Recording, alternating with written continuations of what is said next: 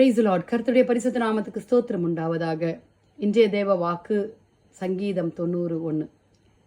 தேவரீ தலைமுறை தலைமுறையா எங்கள் அடைக்கலமானவர். ஹல்லேலூயா. ஆம் தேவ பிள்ளைகளே, நம் கர்த்தர் நமக்கு அடைக்கலமா இருக்கிறார். நமக்கு வேற என்ன வேணும்?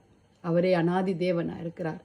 ஹல்லேலூயா. உபாகமம் 33:27 சொன்னது, அனாதி தேவனே உனக்கு அடைக்கலம், அவருடைய நித்திய புயங்களே உனக்கு ஆதாரம். எவ்வளோ அருமையான வார்த்தை பாருங்க. வானத்தையும் பூமியும் சர்வத்தையும் படைத்த தேவன் அவர் நம்மை பார்த்து சொல்லுகிறார், நான் உங்களுக்கு அடைக்கலம் தரேன், ஓடி வாங்க என்கிட்ட. அடைக்கலமே உமது அடிமை நானேன்னு நம்ம பாடுறோம் அல்லவா? ஆம் தேவ பிள்ளைகளே, பிதாவுடைய சித்தத்தின் செய்ய மனுஷகுமாரனா தேவன் இந்த உலகத்தில் ஜெனித்தார். அவர் நம்முடைய பாவங்களுக்காக மரித்தார்.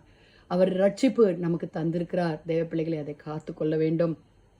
மனம் திரும்புங்கள், பரலோக ராஜ்யம் சமீபமாக இருக்கிறதுன்னு வசனம் சொல்லுது. அதனால் நம் மாறாத தேவனை நாம் அஞ்சு கொள்ள வேணும்.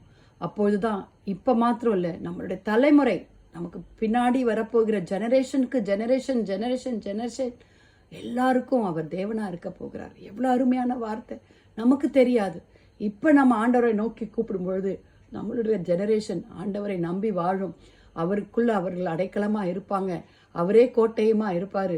அவரே நமக்கு கேடகமா இருப்பாரு. ஹல்லேலூயா. கேடகம் என்பது ஒரு பாதுகாப்பின் அரண். ஆம் தேவ பிள்ளைகளே, கேடகம். அப்படிப்பட்ட கோட்டைக்குள்ளாய் நம் தேவன் நம்மை மறைத்து மூடி காத்து கொள்ள வருகிறார். பருந்து காக்கிற பட்சியை போல நம்மை அடைக்கலமாய் பாதுகாக்க, கோழி தன் குஞ்சுகளை எப்படி அடைக்காத்து பாதுகாக்குகிறதோ அதுபோல நம் தேவனாகிய இயேசு கிறிஸ்து நம்மை அடைக்காத்து பாதுகாப்பார். தேவ பிள்ளைகளே, கர்த்தரை நோக்கி நம்ம பயணம் போகணும். தேவன் நமக்கு அடைக்கலமும் ஆண்டவர் தாமே பட்டயமும், அவரோடு கூட வாழ்கிற வாழ்க்கை வெற்றி மேல வெற்றி சிறக்க போகிறார். தேவ பிள்ளைகளே, சங்கீதம் 91:2 சொல்லுது, நானே கர்த்தரே நீர் என் அடைக்கலமும் என் கோட்டையும் என் தேவன், நான் நம்பி இருக்கிறேன் என்று சொல்லுவேன் என்று சங்கீதக்காரன் பேசுகிறான். ஹல்லேலூயா. அப்படிப்பட்ட தேவன், மகா உன்னத தேவன், பராக்கிரமசாலியான தேவன் நம்மோடு கூட இருக்கிறார். நம்ம அவரை அண்டிக் கொள்வோம். தேவ பிள்ளைகளே, நீதிமொழிகள் 14:26 சொல்லுது, கர்த்தருக்கு பயப்படுகிற திட நம்பிக்கை உண்டு, அவன் பிள்ளைகளுக்கு அடைக்கலம் கிடைக்கும். ஒவ்வொரு நாளும் கர்த்தருக்கு பயந்து நடக்கணும்.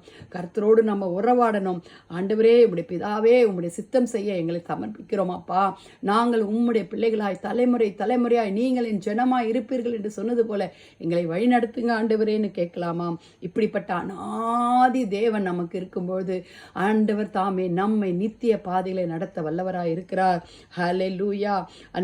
மாறாத தேவனாய் இருக்கிறார். ஆண்டவர் தாமே எப்போதும் முன்னேற்றும் இன்றும் என்றும் மாறாத தேவனாய் இருக்கிறார். ஜெபிப்போமா தேவ பிள்ளைகளே, வாலிப பிள்ளைகளே, கர்த்தரிடத்துல ஓடி வாங்க. உமக்கு அடைக்கலம் தருவார். ஆண்டவர்கிட்ட நீங்க எது கேட்டாலும் தருவார். அவருடைய சித்தத்தின்படி செய்ய நீங்க வாஞ்சிக்க அவருக்கு ஒப்பு கொடுங்க. அவர் உங்களை நடத்துவார். தேவ பிள்ளைகளே, ஹல்லேலூயா. கர்த்தர் நாம மகிமைப்படட்டும். கிருபையுள்ள கர்த்தாவே, உம்மை நன்றியோடு உம்மை துதிக்கிறோம், உம்மை ஸ்தோத்திரிக்கிறோம் அப்பா.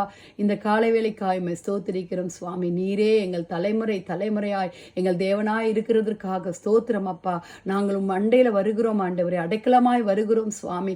ஒவ்வொரு வாலிப பிள்ளைகளையும் எங்க நீங்க ஏற்றுக்கொள்ளுங்கப்பா. பாவ பழக்கத்திலிருந்து, விட முடியாத பழக்கத்திலிருந்து ஆண்டவரே முன்னேறி செல்ல முடியாத பாதைகளில் கர்த்தாத்தாமே அவர்களை நடத்துவீராக சுவாமி. ஆண்டவரே, வியாதிஸ்தர்களுக்காக ஜெபிக்கிறோம்.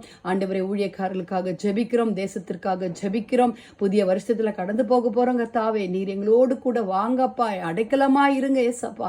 எங்களை அப்பா உண்மையே நாங்கள் நம்பி இருக்கிறோம் ஆண்டவரே. எங்களுக்கு கேடகம் நீரே அப்பா, நித்திய பாதை நீரே ஆண்டவரே. உண்மையே நம்பி இருக்கிறோம். இயேசுவின் மூலம் ஜெபம் கேளும் பிதாவே. ஆமேன், ஆமேன். Have a blessed day. Amen.